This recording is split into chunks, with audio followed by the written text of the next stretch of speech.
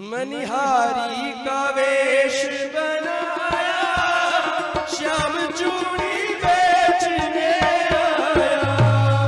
मनिहारी का वेश बनाया, श्याम चूड़ी बेचने आया।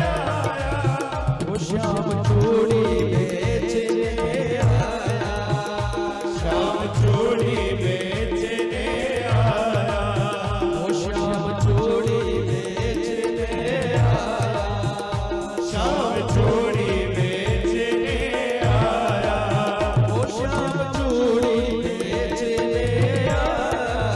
वो श्याम चूड़ी बेचने आया। वो मनिहारी का वेश बनाया, श्याम चूड़ी बेचने आया। मनिहारी का वेश बनाया, वो श्याम चूड़ी बेचने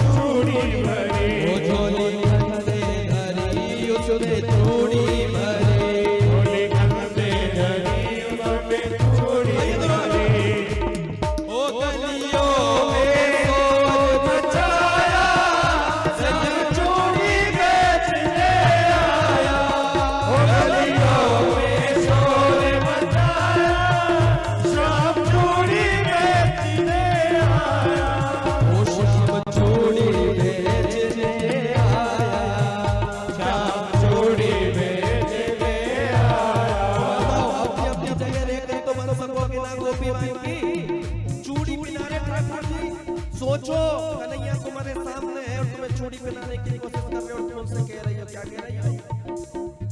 ओ श्याम चूड़ी बेचने आया, श्याम चूड़ी बेचने आया।